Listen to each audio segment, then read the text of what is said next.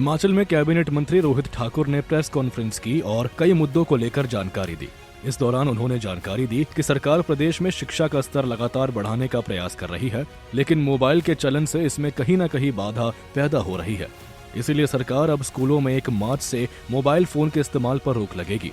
स्कूलों में शिक्षक कैंपस में 2 मोबाइल फोन ले जा सकेंगे, लेकिन कक्षाओं के दौरान मोबाइल फोन के इस्तेमाल पर पूरी तरह रोक रहेगी।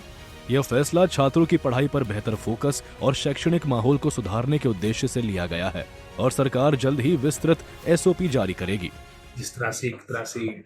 प्रचलन आपका मोबाइल फोन्स का बहुत ज्यादा प्रारंभ हो चुका था,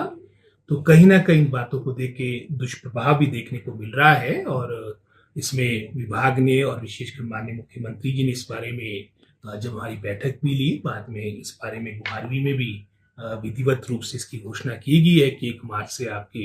सभी जो मोबाइल फोन्स होंगे उसमें मैं समझता हूँ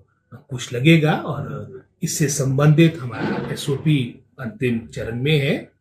और शीघ्र इसका जो मैं समझता हूँ इसका जो SOP होगा वो सार्वजनिक होगा।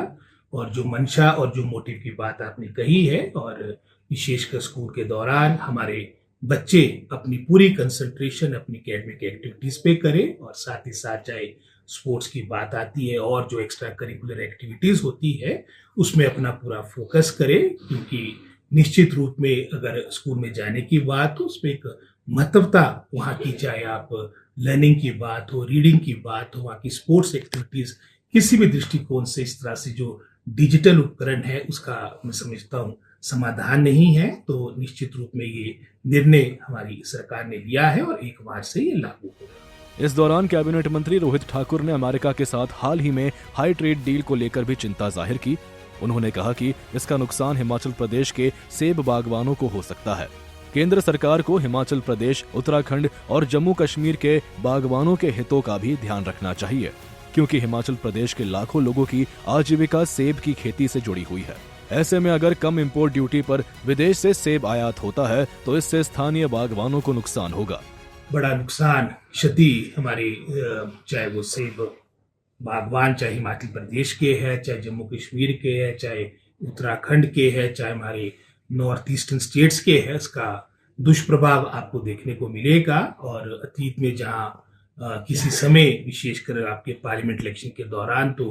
प्रमुखता से जो वादा किया गया था, जो कमिटमेंट की गई थी और वो हाईएस्ट लेवल पे कमिटमेंट हुई है, वो आपकी मैं समझता हूँ जो इम्पोर्ट ड्यूटी थी उसको 3 गुना करने की बात कही गई थी। आपकी एप्पल को स्पेशल कैटेगरी में विशेष उत्पाद की श्रेणी में लाने की बात कही गई थी, चाहे वो 14 का पार्लियामेंट का इलेक्शन था, चाहे 2019 या 24 का आपका पार्लियामेंट का इलेक्शन था। और ये सार्वजनिक मंचों से बात कही गई है, लेकिन आज जो कथनी और करनी आपकी केंद्र सरकार की आपने देखा होगा, अभी वर्तमान में तो यूएसए के साथ ये समझौता हो गया है, जिस तरह से वहाँ की इम्पोर्ट ड्यूटी में कटौती की गई। और इससे पहले भी न्यूजीलैंड भी और यूरोपियन यूनियन के साथ भी मैं समझता हूँ आपका जो सेब होगा बड़े सस्ते रेट में इंडिया आएगा, बड़े कम मैं समझता हूँ इम्पोर्ट ड्यूटी उसमें काफ़ी स्लैश कर दी गई है और इसका नुकसान हमारे सभी सेब बागवानों को, हमारे किसान और बागवानों को होगा। बहरहाल कैबिनेट मंत्री ने जानकारी दी और बागवानों को लेकर चिंता जाहिर की, लेकिन अब देखने वाली बात यह होगी कि उनके लगाए आरोपों में कितनी सच्चाई होगी।